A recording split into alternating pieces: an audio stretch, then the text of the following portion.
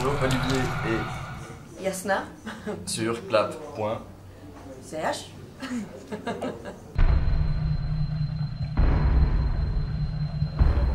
Dead Bones, je voulais faire un long métrage, j'ai réussi à avoir un peu d'argent pour développer ça. On hésitait entre plusieurs histoires avec Colin Vétier et le co-scénariste qui avait aussi fait Employé du mois. Puis ensuite on adapte un peu, enfin on choisit l'histoire qui peut se faire avec ce financement-là, donc l'histoire intimiste était idéale pour ça. Et puis aussi vu qu'on a la malchance que Yannick, donc Alex, ne soit pas avec nous, c'était quand même lui avec qui j'avais fait 3 courts-métrages qui dans un festival une fois a vu un très mauvais film indépendant et a dit ah non mais attends si eux ils le font il faut que tu le fasses, donc il me poussait, il a dit même si je suis pas dedans c'est égal mais il faut que tu fasses un long métrage, vas-y t'es prêt. Donc voilà, quand même lui rendre un peu ça, j'avais toute façon de faire mais c'est aussi lui qui a motivé, donc je pensais juste de le mentionner. Du coup direct j'ai dit ok ce sera Rosset qui va faire Alex. Et puis Jasna, on avait fait Naufrage ensemble en 2006, c'est ça. Et on s'était, je crois, on s'est revus une seule fois. Après, on se connaissait pas avant, on s'est juste connus comme tous ces tournages super intenses pendant 7 jours, mais on s'est pas revus après. Puis quand on est parti sur cette histoire-là, c'est bêtement, c'est l'idée d'avoir une fille roumaine, puis je dis ah mais elle avec son accent tchèque ça va le faire. Je te remercie. C'était pas du tout quoi, c'était une actrice, ça c'était juste pour l'accent. Non puis je dis ah bah oui ça pourrait, j'étais à Paris en ce moment là, puis j'ai juste écrit un message pour lui dire est-ce que tu fais toujours du théâtre, du cinéma, elle dit oui, puis je dis ok on se voit, je suis allé à Genève, on a bu un café. Elle a dit ok, genre il n'y a pas de scénario, mais ok. Ok, non, c'est pas vrai, tu l'as raconté juste avant, il y a quand même eu, une fois je lui ai renvoyé, le seul contact qu'on a eu c'est que je lui ai renvoyé les liens Vimeo de mes films. Et puis il y avait cette histoire de, vas-y raconte l'histoire de Dead Bones. De Dead Bones. L'histoire c'était parce que donc, je suivais Olivier de loin parce que comme on l'a dit on s'est pas revus. Et puis après quand il a fait Dead Bones, donc je l'ai vu et je lui ai félicité pour Dead Bones et puis je lui ai dit ouais mais Olivier franchement pourquoi je suis pas dedans hein? Et puis il m'a dit mais toi Jasna mais il y a que des mecs. J'ai dit mais alors. Donc une petite date. Donc du coup la combattant, oui, puis après quand je lui ai dit voilà je t'envoie, j'ai fait une comédie, puis elle a dit ouais c'est pas vrai, toi t'as pas fait une comédie, c'est pas possible.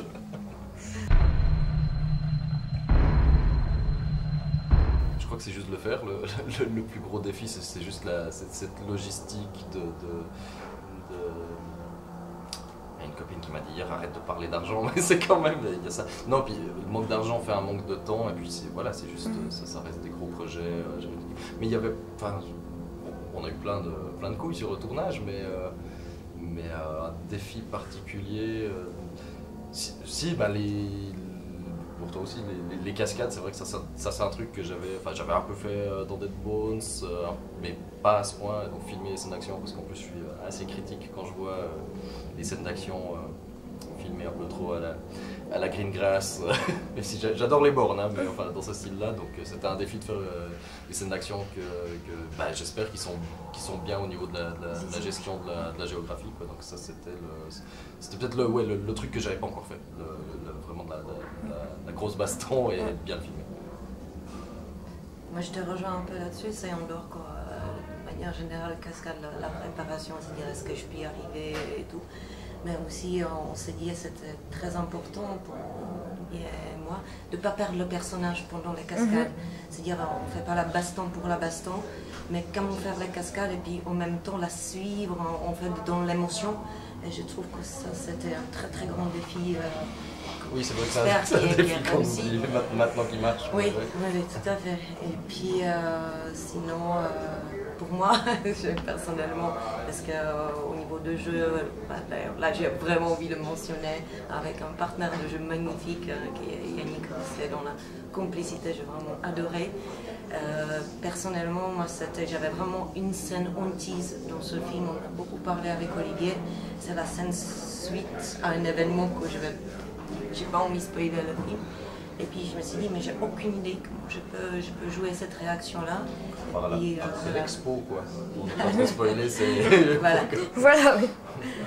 Donc c'est vrai que c'était un grand moment d'angoisse en disant est-ce qu'on arrivera à être dans quelque chose de juste, ni trop surjoué, ni non plus de faire quelque chose de trop petit qui ne donne pas la valeur à ce moment-là. Ah non, tu parles de avant l'expo. Désolé, hein, là c'est du spoiler. Là.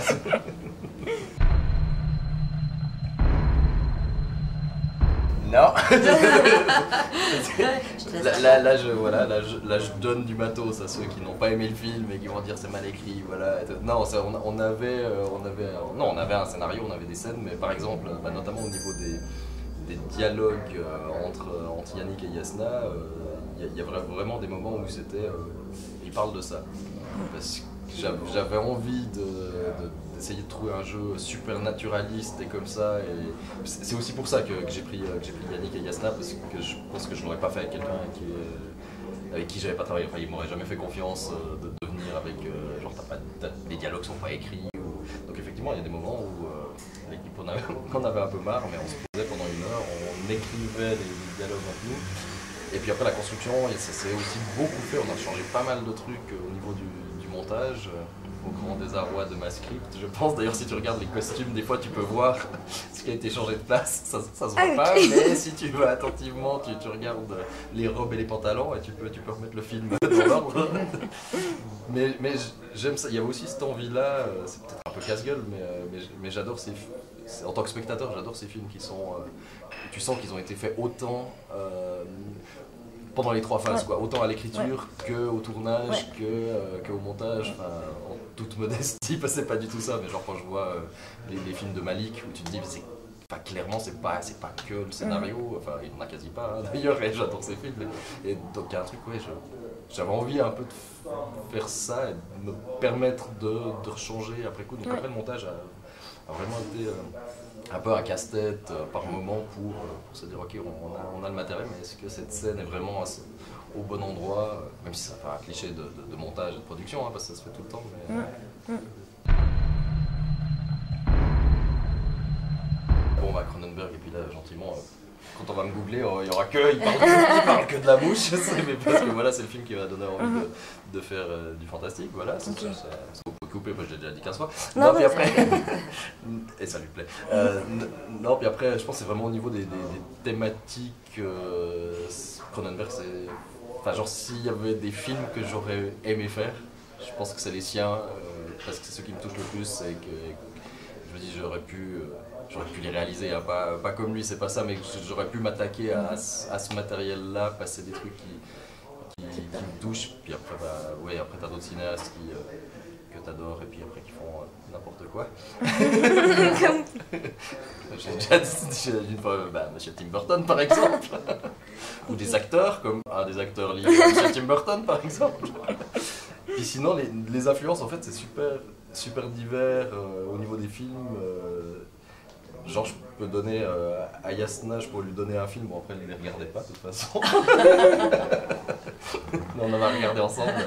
Et puis au chef-op, tu donnes un truc, à quelqu'un du son, tu donnes un autre film. Et c'est pas tant on va faire ça, c'est juste qu'on ait une base pour discuter. Par exemple, quand on parlait de la ville, je parlais de Seven aux gens du son, et puis je parlais de Heartless aux gens de l'image, pour un exemple. À ce niveau, c'est bien sûr que j'adore les films, mais pour jouer, j'aime pas trop faire ça. Je fais vraiment confiance au réalisateur, je me laisse amener là-dedans, et même parfois j'ai l'impression que ça peut donner une pression en disant voilà, c'est pareil comme quand on tourne à aller regarder la scène qui a été faite. Non, moi j'ai toujours dit à Olivier, je te fais confiance, tu me dis plus ou moins, parce que je trouve que ça peut être même déstabilisant. Hein, donc. Quand on s'est attaqué à ça, forcément, il y a une série de films auxquels tu penses direct et on se dit, on veut pas faire ça. Genre avec des diamants, tout ça. On est au clair. Mais après, sinon, c'est justement parce que ça peut bien, parce que tu te dis, voilà, Twilight, genre, pourquoi tu fais. Comment tu oses faire ce truc des diamants par exemple, puis après tu te dis on veut quand même on veut garder certains éléments, mais on peut quand même avoir un petit peu de marge de manœuvre. Donc c'est clair que le miroir, ça c'était le premier truc. on s'est dit, dès qu'on a pensé à ça, je sais plus comment c'est venu, mais on s'est dit ouais, ça c'est intéressant. On garde le fait qu'on parle du miroir, mais on le prend différemment. Puis après, on a un peu fait la liste des symptômes ou des trucs du mythe en disant qu'est-ce qu'on garde, qu'est-ce qu'on enlève et qu'est-ce qu'on change, qu'on essaye de faire à notre sauce. Ou, enfin, je suis sûr qu'il y a des trucs qui ont déjà été faits. Hein, l'histoire du miroir, je suis sûr que ça a déjà été fait aussi de cette façon-là. Mais donc, ouais, on s'est permis de faire ça. Puis, ouais, la transfusion, en fait. Salut.